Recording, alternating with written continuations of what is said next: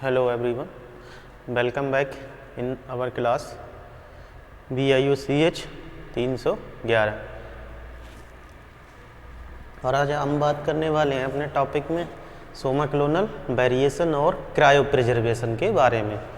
तो सोमा क्लोनल जैसे आप समझ रहे हैं, सोमा और क्लोन, सोमा और क्लोन, फिर वेरिएशन, मतलब जब हम क्लोनल प्रोपागेशन करवाएंगे, जब हम टिश्यू कल्चर द्वारा सोमैटिक सेल का क्लोनल प्रोपागेशन करवाएंगे और उसमें जब वेरिएशन आ जाएगा तो उसको हम क्या कहते हैं, सोमा क्लोनल वेरिएशन। और क्रायो प्रिजर्वेशन क्या होता है?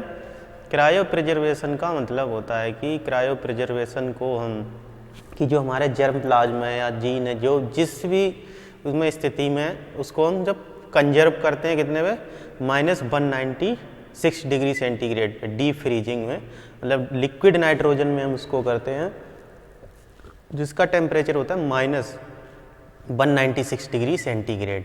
तो उसको हम क्या कहते हैं, क्रायो प्रिजर्वेशन। तो चलिए फिर शुरू करते हैं कि क्या है, इसके बारे में हम देखते हैं फिर आगे। जैसे सोमा मतलब क्या हो गया, सोमा नाम था इसका, सोमा क्लोनल। तो सोमा मीन्स सोमैटिक सेल और क्लोनल मीन्स क्लोनिंग अर्थात टिश्यू कल्चर द्वारा, मतलब क्लोनल माने क्लोनिंग करना, और किसके द्वारा, टिश्यू कल्चर द्वारा, सोमैटिक सेल की क्लोनिंग करना टिश्यू कल्चर में। और जब उसमें वेरिएशन आ जाता है, जब हम टिश्यू कल्चर करते हैं तो उसमें जब वेरिएशन आ जाता है तो उसको हम क्या कहते हैं, सोमा क्लोनल वेरिएशन। और वो सोमा क्लोनल वेरिएशन क्या होता है, ये जेनेटिक वेरिएशन है। जो सोमा क्लोनल वेरिएशन है वो क्या है, जेनेटिक वेरिएशन है जो सोमैटिक सेल में टिश्यू कल्चर के समय उत्पन्न होते हैं। जो हमारी सोमैटिक सेल होती हैं जिनका हम टिश्यू कल्चर करा रहे हैं, उस समय जब टिश्यू कल्चर हम कराते हैं उसी समय क्या होता है, इनमें वेरिएशन आ जाता है, जिसको हम कहते हैं सोमा क्लोनल वेरिएशन। तो आप समझ गए होंगे कि सोमा क्लोनल वेरिएशन क्या होता है। तो सोमा क्लोनल वेरिएशन का कारण क्या होता है, उसके क्या कारण होते हैं कि क्रोमोसोम के स्ट्रक्चर या नंबर में चेंजिंग या म्यूटेशन के कारण उत्पन्न होता है। जब हम सोमा क्लोनल वेरिएशन, जब हम सोमैटिक सेल का टिश्यू कल्चर करते हैं, क्लोनिंग करते हैं, उस समय क्या होता है, या तो क्रोमोसोम के स्ट्रक्चर में चेंजिंग आ जाती है या नंबरिंग में चेंज आ जाती है, नंबर चेंज हो जाता है या म्यूटेशन आ जाता है उस समय। इसके कारण क्या होता है कि सोमा क्लोनल वेरिएशन आ जाता है, इसके कारण। तो ये हो गए कारण कि क्यों आता है सोमा क्लोनल वेरिएशन। फिर हम देख लेते हैं कॉजेज, कारण कौन कौन से हैं, उसके लिए कौन कौन से फैक्टर रिस्पॉन्सिबल हैं। जैसे use of PGR, plant growth regulator. Plant growth regulator हम टिश्यू कल्चर में यूज करते हैं। तो अगर आता है कि कॉजेज कौन कौन से हैं, मतलब क्या कौन कौन से कारण है कि सोमा क्लोनल वेरिएशन आ जाता है, उसके कारण जैसे यूज ऑफ PGR, हम प्लांट ग्रोथ रेगुलेटर का उपयोग करते हैं, उसमें अगर डोजेज क्या है उसके अकॉर्डिंग ज़्यादा हो जाती हैं कि साइटोकाइनिन की ज़्यादा हो गई या ऑक्सीजन की ज़्यादा हो गई, उससे जितना उसमें चाहिए उससे ज़्यादा, तो क्या होगा, उसमें कुछ वेरिएशन आ जाते हैं। फिर change in chromosome structure and number. तो इसमें जो क्रोमोसोम होते हैं, क्रोमोसोम में जो हमारे क्रोमोसोम होते हैं, गुणसूत्र होते हैं, उनमें क्या हो जाता है, उनके स्ट्रक्चर में चेंज हो जाता है या नंबर चेंज हो जाते हैं। तो उनमें फिर क्या होता है, वेरिएशन आ जाता है।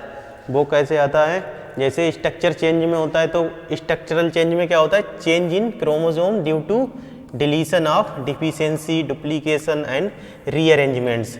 मतलब जो क्रोमोसोम होता है तो उसमें क्या हो जाता है, ये स्ट्रक्चरल चेंज है, स्ट्रक्चरल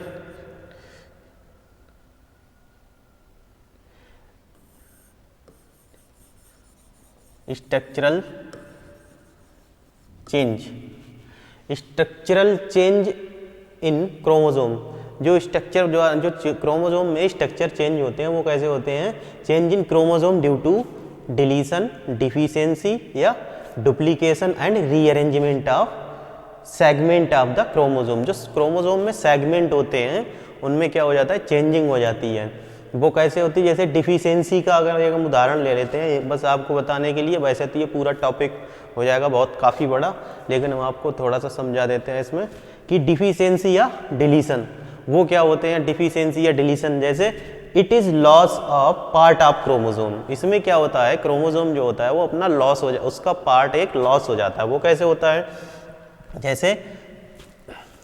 जैसे ये क्रोमोसोम है और ये इसका सेंट्रोमियर है, क्रोमोसोम का सेंट्रोमियर हो गया ये क्रोमोसोम का। तो यहाँ पे क्या है, A B C D E F G H, ये जो है सेगमेंट हो गए क्रोमोसोम के, A B C D E F G H, मतलब 8। अगर हम यहाँ पे एक उदाहरण के तौर पे आपको बता रहे हैं, तो जब ये क्या है, एक नॉर्मल क्रोमोसोम है, नॉर्मल क्रोमोसोम, ये नॉर्मल क्रोमोसोम है। और जब इसमें डिलीशन हो जाएगा, आफ्टर डिलीशन, उसके बाद इसकी जो संरचना होगी वो कैसी होगी, जैसे डिलीशन अगर उसमें हो गया, ये पार्ट डिलीट हो गया, तो उसमें कितना बचा, ये हमारा सेंट्रोमियर था, और ये ए और बी पार्ट निकल गए, तो कितना बचा, C D E F G H। तो ऐसे करके क्या होता है, जब क्रोमोसोम का जो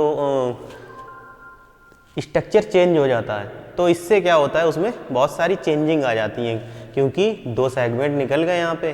तो जिस सेल से ये सेगमेंट 2 क्रोमोसोम के निकल जाएंगे, तो उसमें चेंजिंग ऑब्वियसली हो जाएगी। तो इससे क्या होता है, सोमा क्लोनल वेरिएशन आ जाता है। फिर आता है म्यूटेशन। और अगर चलो एक और आपको बता देते हैं, जैसे change in chromosome number, change in chromosome number, structural change हो गया, फिर क्रोमोसोम चेंज हो गए नंबर द्वारा। जैसे ये एक सेल है, इसमें क्या है, 2 क्रोमोसोम नंबर है, फिर चेंजिंग के बाद मान लो यहाँ पे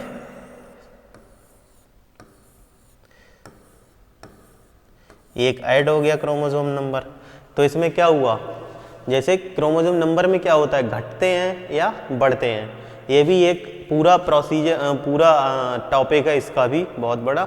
उसमें क्या नाम की, इसमें भी 4 टाइप होते हैं, इसके 6 टाइप होते हैं।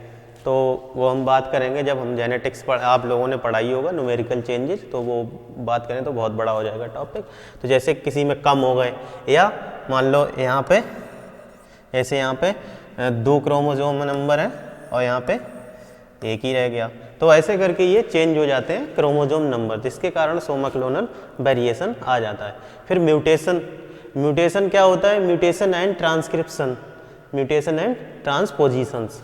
जैसे म्यूटेशन क्या होता है, म्यूटेशन की परिभाषा क्या होता है कि a sudden heritable change in chromosome में अचानक से चेंज हो जाता है म्यूटेशन के कारण।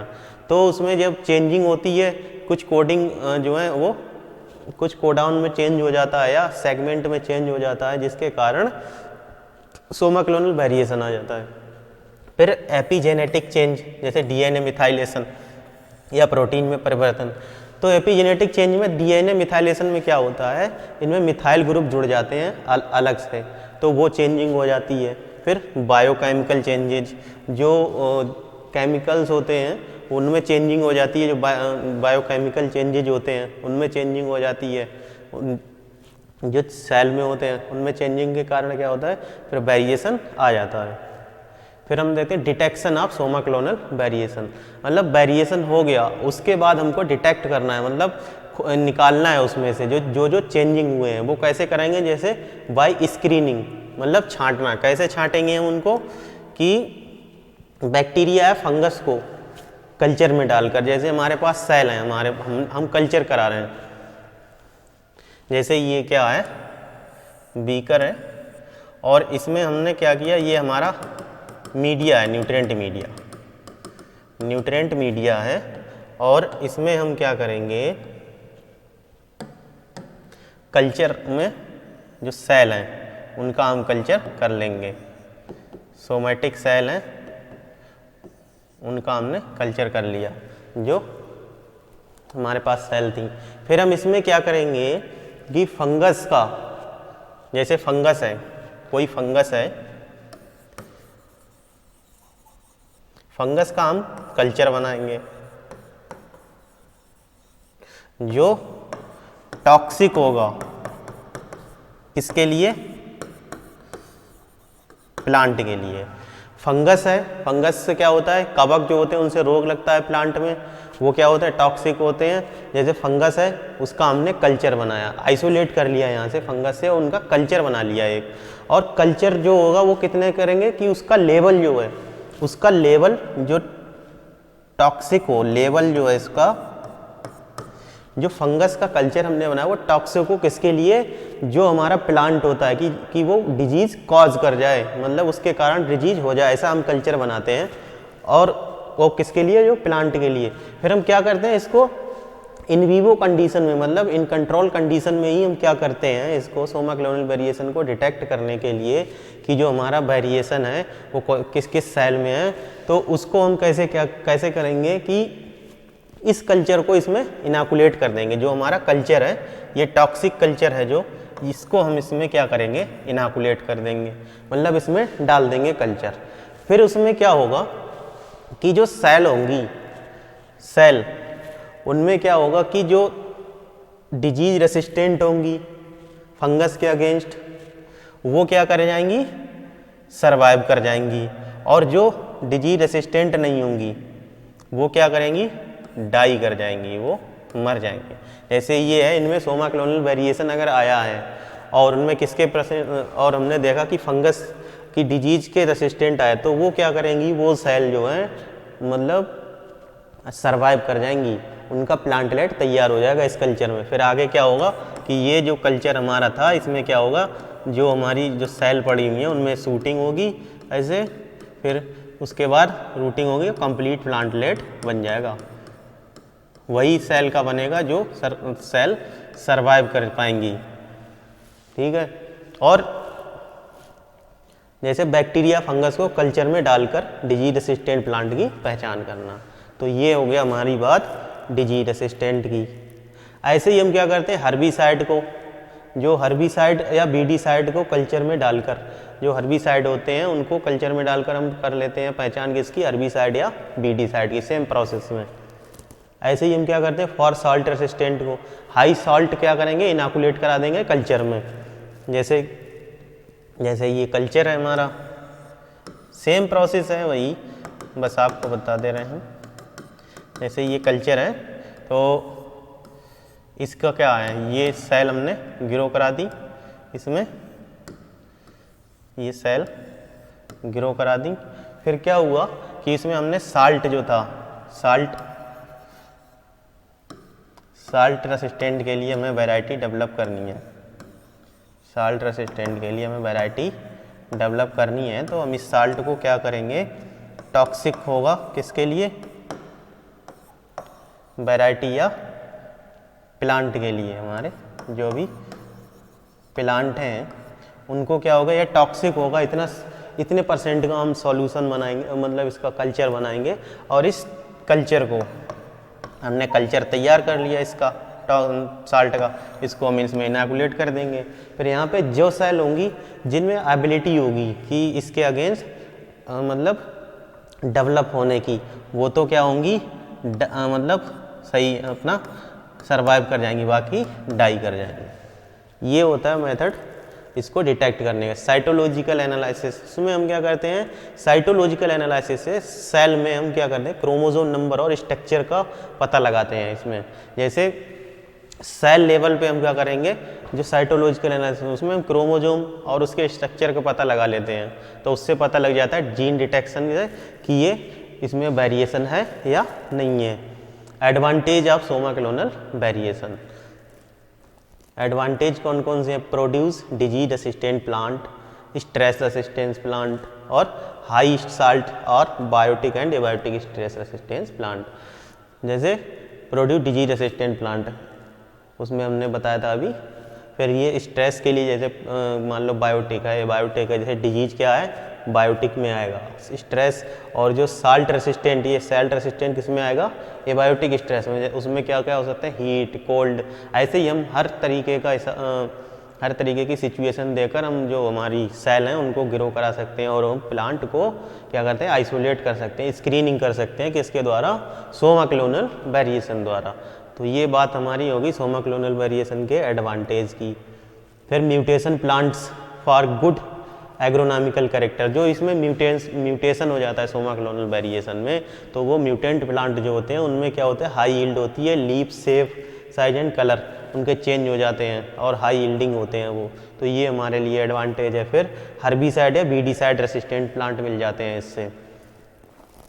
डिसएडवांटेज क्या है, some time leads to undesirable result, कुछ कभी कभी क्या होता है कि इसमें अनडिजायरेबल रिजल्ट आ जाता है जो हमारे काम का नहीं होता है। फिर या not suitable for complex genomic agronomic traits like yield and quality. और कुछ कैरेक्टर कुछ के लिए क्या होता है, जैसे एग्रोनॉमिकल जो कॉम्प्लेक्स कैरेक्टर हैं जैसे यील्ड है और क्वालिटी है, तो इनमें क्या होता है, इसकी जो है उनके लिए सुटेबल नहीं होते हैं जो सोमा क्लोनल वेरिएशन। ये सबसे अच्छे सोर्स किसके लिए, बायोटिक और एबायोटिक स्ट्रेस के लिए, हर्बिसाइड के लिए, उसके लिए बहुत अच्छे जो है ये सोर्स हैं। और हमने आपको जो ये बताया था कि इन विट्रो कंडीशन में ये, और इसको हम क्या कर सकते हैं, इन विवो कंडीशन मतलब नेचुरल कंडीशन में भी हम इनको देख सकते हैं। वो कैसे, जैसे हमने क्या किया था, कल्चर कराया था, ये कल्चर कराया था हमने, और इससे क्या हुआ, प्लांट में टिश्यू जो सोमा क्लोनल वेरिएशन के बाद जो टिश्यू है हमारी उनको क्या करेंगे, हम ग्रो कराएंगे। इस पहले हम कर रहे थे इन विवो कंडीशन में, मतलब इसी स्टेज पे स्क्रीनिंग, लेकिन और इन विट्रो मतलब इन लैब कंडीशन, और इन विवो कंडीशन मतलब फील्ड में हम करेंगे। इनको पहले क्या करेंगे, इनका कंप्लीट प्लांटलेट बनाएंगे, कंप्लीट प्लांटलेट ये हो गया। फिर उसके बाद क्या करेंगे, इस पर हम फिर क्या करेंगे, जैसे फंगस के लिए मतलब डिजीज़ के लिए हम चेक करना है, फंगस के लिए टेस्ट करना है, फंगस के रेसिस्टेंट के लिए, तो इसमें क्या करेंगे, फंगस का कल्चर तैयार करेंगे, हम कल्चर करेंगे फंगस का और उसको स्प्रे कराएंगे। किस पे कराएंगे, प्लांट पे। तो यहाँ बहुत सारे प्लांट होंगे, जैसे ये कई सारे प्लांट हैं, तो इनमें हमने क्या किया, कल्चर कराया डिजीज़ का कल्चर बनाया और इसको स्प्रे करा दिया इन प्लांट्स पे। तो यहाँ पे भी हमारा स्क्रीनिंग हो जाएगी। वो कैसे होगी, जब हम इस पर कल्चर का स्प्रे कराते हैं, स्प्रे कराने के बाद जब हमने इस पर स्प्रे करा दिया कल्चर का, तो इस पर जब स्प्रे होगा तो जो डिजीज जो इस फंगस के अगेंस्ट जिनमें रेसिस्टेंट पावर नहीं होगी, उस जो ससेप्टिबल प्लांट होंगे वो क्या कर जाएंगे, डाई कर जाएंगे, और जो रेसिस्टेंट पावर जिनमें होगी वो सरवाइव कर जाएंगे। तो ऐसे भी हम स्क्रीनिंग कर सकते हैं। ये कैसे, इन विवो कंडीशन में, ग्रीन हाउस में भी कर सकते हैं या फील्ड में कर सकते हैं, लेकिन इसमें टाइम आगे ज़्यादा लगता है जैसे। और इसके द्वारा जो इन विट्रो कंडीशन हम करा रहे थे उसमें क्या है, डायरेक्टली हमारी जो सेल क्या होती हैं, वेरिएबल सेल होती हैं जो जिसके प्रति रेसिस्टेंट हम निकाल रहे हैं, वो रेसिस्टेंट ही प्लांट हमें ग्रो करने पड़ते हैं, तो वो इन विवो कंडीशन हम पहले ही कर लेते हैं और यहाँ पे हमें टाइम थोड़ा ज़्यादा लगता है। फिर आती है बात क्रायो प्रिजर्वेशन। क्रायो प्रिजर्वेशन क्या होता है, क्रायो ये जो है शब्द है, क्रायो इज ग्रीक वर्ड, ये ग्रीक वर्ड है, इसका मतलब होता है क्रायो मीन फ्रॉस्ट होता है इसका मतलब। It literally means preservation frozen state, और इसका जो प्रिजर्वेशन होता है इसका मीन्स मतलब इसका होता है कि फ्रोजन मतलब फ्रीजिंग स्टेज में हम इसको कंजर्वेशन कराते हैं। और इसका जो प्रिंसिपल है वो क्या है, the principle to obtaining plant cell और tissue to a zero metabolism and non dividing state by reducing the temperature in the presence of cryoprotectant. जब क्रायो प्रिजर्वेशन हम कराते हैं तो उसमें क्रायो प्रोटेक्टेंट यूज करते हैं। क्रायोप्रोटेक्टेंट क्या होते हैं, ये एजेंट होते हैं या मतलब जो केमिकल होते हैं जिन्हें हम यूज करते हैं एज ए क्रायोप्रोटेक्टेंट। उसमें क्या होता है, जो सेल होती हैं उनका क्या होता है, वो जीरो मेटाबॉलिज्म पे चली जाती हैं और उनमें कोई भी डिवाइडेशन नहीं होता है, वो एकदम शून्य अवस्था में चली जाती हैं। इट कैन बी डन, इसको हम डन कर सकते हैं कैसे, over solid carbon dioxide. Solid carbon dioxide मतलब ठोस कितने पे, 8-79 डिग्री सेंटीग्रेड पे, और फिर लो टेम्परेचर या डीप फ्रीजिंग। लो टेम्परेचर और डीप फ्रीजिंग पे हम कर सकते हैं इसको -80 डिग्री सेंटीग्रेड पे हम अपना जो हमारा जर्म प्लाज्मा उसको हम कंजर्व कर सकते हैं। या in vapour phase nitrogen, vapour phase nitrogen होती है एक, उसमें कितने कर सकते हैं, -150 डिग्री पे। और जो हमारा लिक्विड नाइट्रोजन होती है उसको हम करते हैं 196 डिग्री सेंटीग्रेड। और आपके पेपर में आ सकता है कि क्रायो प्रिजर्वेशन हम कितने डिग्री सेंटीग्रेड पे करते हैं, या क्रायो प्रिजर्वेशन में हम जो मटेरियल करते हैं वो, वैसे तो ये चारों, लेकिन मेनली क्या होता है, मेनली अधिकतर यही पूछा जाता है -196 डिग्री सेंटीग्रेड, और लिक्विड नाइट्रोजन इसमें यूज करते हैं। तो आपको ये बात याद रखनी है, ये 1 नंबर में या 2 नंबर में आ सकता है, ये बहुत ही इम्पॉर्टेंट है। तो इसके मेजर एडवांटेजेज हम देख लेते हैं कि एडवांटेज इसके क्या है, major advantages. Once the material is successfully conserved to particular temperature, it can be preserved indefinitely। उसको क्या करते हैं कि जो हम मटेरियल होता है उसको सक्सेसफुली हम कंजर्व कर सकते हैं टू पार्टिकुलर टेम्परेचर पे, it can be preserve indefinitely, और इसको हम प्रिजर्व कर लेते हैं। Once the storage, no chance of new contamination of fungus और बैक्टीरिया। और हमने अगर एक बार जो हमारा मटेरियल है उसको अगर एक बार हमने उसको प्रिजर्व कर लिया तो उसमें कोई भी कंटामिनेशन नहीं आएगा फंगस या बैक्टीरिया से। और मिनिमल स्पेस रिक्वायर्ड है, उसमें बहुत कम स्पेस की रिक्वायरमेंट होती है और लेबर की भी बहुत कम रिक्वायरमेंट होती है। तो ये बात हमारी हो गई कि क्रायो प्रिजर्वेशन क्या था और उसके डिफरेंट स्टेज, मतलब अलग अलग जो टेम्परेचर थे उन पे, और ये मेजर एडवांटेज हो गए क्रायो प्रिजर्वेशन के। और क्रायो प्रिजर्वेशन के मैकेनिज्म हम देख लेते हैं कि मैकेनिज्म कौन कौन से हैं क्रायो प्रिजर्वेशन के, क्या क्या मैकेनिज्म है। Cryo preservation technique followed the regeneration of plants involve following step. Cryo preservation technique के बाद जो हम रीजेनरेशन करते हैं प्लांट का, वो उसमें ये स्टेज फॉलो होती हैं। Selection of plant material, cryo preservation जब हम करेंगे सबसे पहले तो इसमें सिलेक्शन करेंगे इसका प्लांट मटेरियल का, जो हमारा सिलेक्शन ऑफ मटेरियल है, जो हमारा मटेरियल है उसको सिलेक्ट करेंगे। फिर एडिशन ऑफ क्रायो प्रोटेक्टेंट, फिर एडिशन करेंगे क्रायो प्रोटेक्टेंट का, फिर फ्रीजिंग करेंगे, फिर स्टोरेज इन लिक्विड नाइट्रोजन, फिर इसको स्टोर कर देंगे लिक्विड नाइट्रोजन पे। थॉइंग होगी या थॉइंग करेंगे, वॉशिंग एंड रिकल्चरिंग, और मेजरमेंट ऑफ वेबिलिटी और रीजेनरेशन ऑफ प्लांट।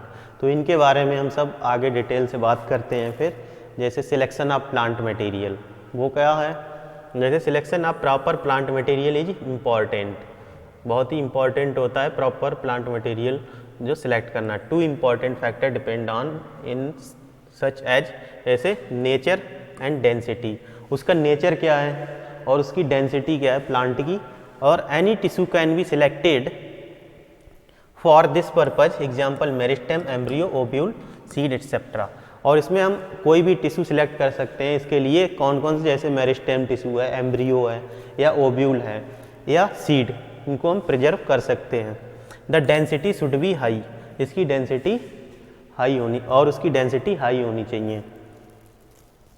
और एडिशन ऑफ क्रायो प्रोटेक्टेंट, तो आप बार बार सोच रहे हैं कि क्रायो प्रोटेक्टेंट क्या होते हैं, तो उसको हम बता रहे हैं, जैसे they are chemical which prevent cryo destruction. ये क्या होते हैं, केमिकल होते हैं और इसको प्रिवेंट करते हैं, जो क्रायो डिस्ट्रक्शन होते हैं उनको प्रिवेंट करते हैं। उसमें कैसे, दीज आर सुक्रोज, ये क्या होते हैं, sucrose, alcohol, glycol, some amino acid भी होते हैं इसमें, प्रोलीन और DMSO डाई मिथाइल सल्फॉक्साइड, ये होता है DMSO डाई मिथाइल सल्फॉक्साइड। तो ये हो गए हमारे क्रायोप्रोटेक्टेंट। जनरली क्या होता है, generally 2 cryoprotectant should be use together instead of single one as they are more effective. इसमें जनरली हमें 2 ही क्रायोप्रोटेक्टेंट यूज करने चाहिए, क्योंकि वो क्या है, उन दोनों जब साथ में यूज होते हैं तो वो दोनों अच्छे इफेक्टिव होते हैं, उनका अच्छा इफेक्ट आता है। फिर फ्रीजिंग क्या करते हैं, फ्रीजिंग करने के लिए क्या होता है, इसमें देखते हैं हम क्या है कि the sensitivity of cell to low temperature depend on plant species. मतलब जो सेंसिटिविटी होती है सेल की, वो डिपेंड करती है कि प्लांट की स्पेसीज कौन सी है। There are 4 different type of methods. इसमें 4 टाइप के मेथड हैं, जैसे slow freezing method, rapid freezing method और ड्राई फ्रीजिंग मेथड। तो पहला है स्लो फ्रीजिंग मेथड। तो स्लो फ्रीजिंग मेथड में क्या है, the tissue of plant material is slowly frozen at slow cooling rate. इसको हम हल्के स्लो कूलिंग रेट पे इसको फ्रीज करते हैं। फिर द एडवांटेज, और इसका एडवांटेज क्या है, the advantage is the plant cell are partially dehydrate and survive better. और इसमें पार्शियली जो प्लांट की सेल होती है वो हल्के क्या होती है, वो सर्वाइव करती जाती है। मतलब हल्के क्या होगी, डिहाइड्रेट होगी, उसमें पानी की मात्रा कम हो जाएगी, डिहाइड्रेट, और सर्वाइव अच्छी करती है, मतलब बेटर सर्वाइव। और फिर रैपिड फ्रीजिंग मेथड, फिर उसके बाद आता है रैपिड फ्रीजिंग मेथड। जैसे it involve plugging the wells in liquid nitrogen and the temperature decrease from -300 to 1000 degree rapidly. इसमें क्या होता है, लिक्विड नाइट्रोजन में जो टेम्परेचर होता है उसको घटा देते हैं कितने तक, -300 से -1000 डिग्री सेंटीग्रेड, बहुत तेज़ी से। फिर रैपिड फ्रीजिंग में it combination of both slow and rapid freezing method, rapid and slow freezing method है, rapid and slow freezing method, it combination of both slow and rapid freezing method. इसमें दोनों method use करते हैं। The process is carried out in stepwise like manner. ये जो है ये process जो है स्टेप वाइज, इसको क्या करते हैं, जैसे ये दोनों मैनर थे उनको स्टेप वाइज फॉलो करते हैं।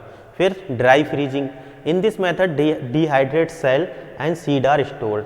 इसमें जो सेल होती है उनको डिहाइड्रेट कराते हैं और सीड जो होते हैं उनको डिहाइड्रेट कराते हैं और उनको स्टोर कर लेते हैं। तो ये हमारे 4 मेथड हो गए। फिर स्टोरेज करने के लिए the maintain of frozen cell material at specific temperature is very important. जितनी भी सेल होती हैं या सीड होते हैं, जो भी होते हैं, उनका हर स्पेसीज के हर उसके अलग अलग मतलब टेम्परेचर होते हैं, स्पेसिफिक मटेरियल का अलग अलग टेम्परेचर होता है, वो बहुत ही इंपॉर्टेंट होता है।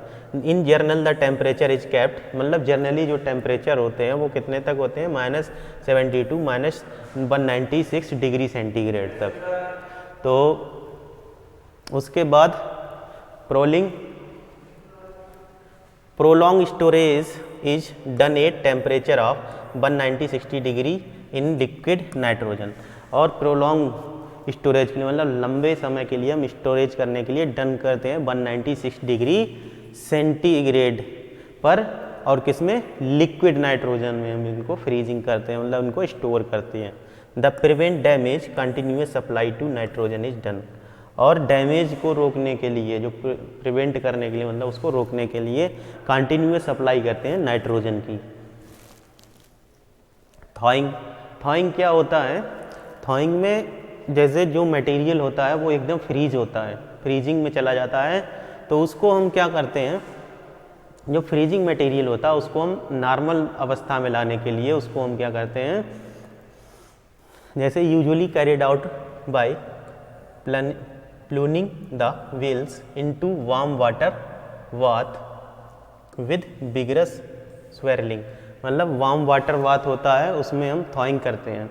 या जैसे मटेरियल, जैसे वेल्स है, जैसे हमारी ये अप एंड ड्रॉप ट्यूब है एक, तो ये हमने फ्रीजिंग इसमें मटेरियल जमा हुआ है, इसको हम क्या कर सकते हैं, निकाल के रख दें बाहर रूम टेम्परेचर पे, या हम अपने हाथों से ऐसे जैसे ये ऐसे भी चलाकर हम इसको नॉर्मल टेम्परेचर पर ला सकते हैं। और ये क्या होता है, as thawing occurs the wells are transfer to another bath at 0 degree, फिर उसको हम अनदर बाथ में 0 डिग्री पे उसको बाथ कर लेते हैं मटेरियल को। अगर ये अप एंड ड्रॉप ट्यूब है तो उसको हम ऐसे करके अपने हाथों से भी उसको क्या कर सकते हैं, नॉर्मल स्टेज में ला सकते हैं। फिर वॉशिंग एंड रिकल्चरिंग।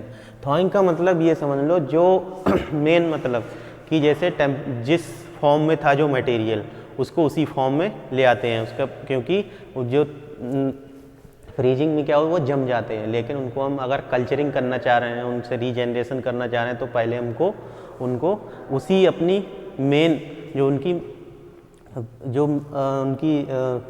अवस्था थी जो पहले थी उसी अवस्था में लाते हैं थॉइंग में। तो ये मतलब होता है थॉइंग का मेन। फिर आता है वॉशिंग एंड रिकल्चरिंग।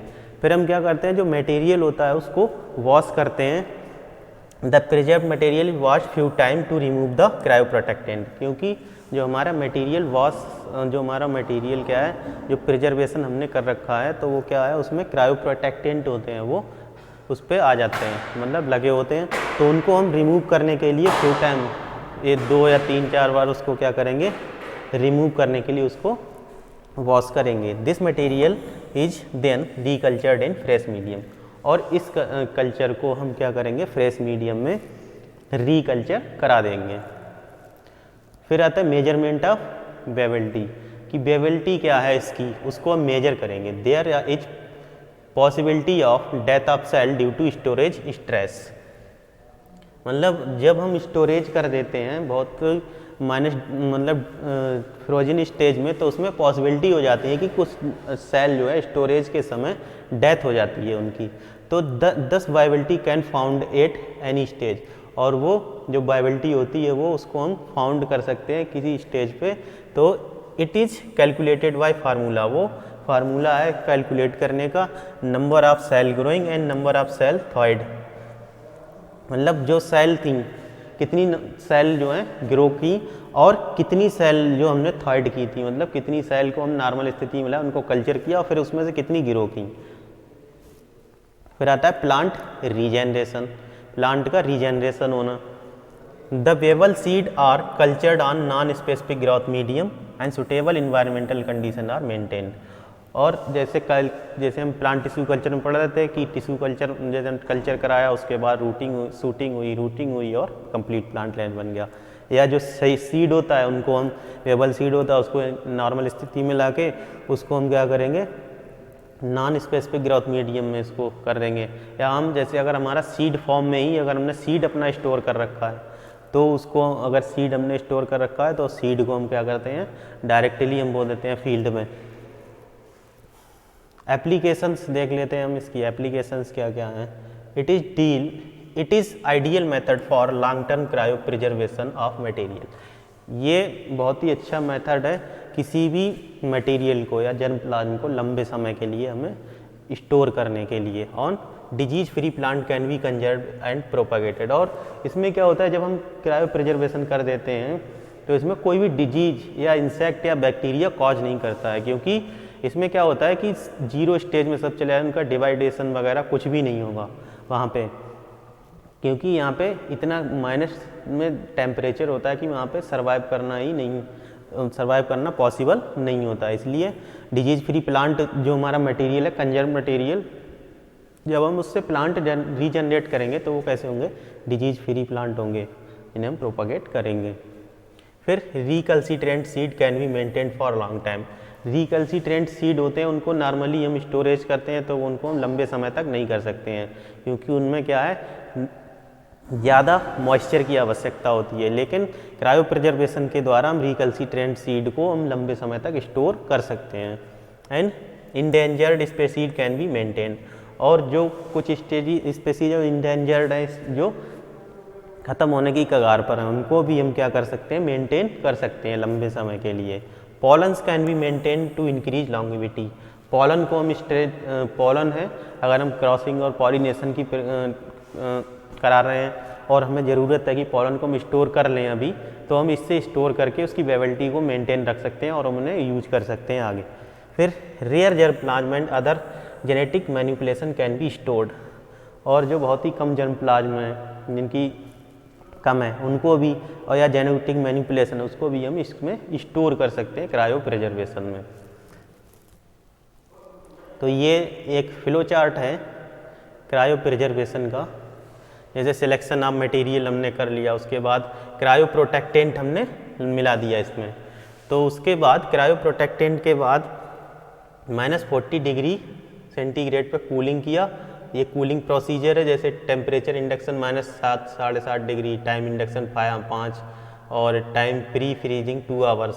फिर उसके बाद स्टोरेज कर दिया हमने 196 डिग्री सेंटीग्रेड पर, किसके लिए?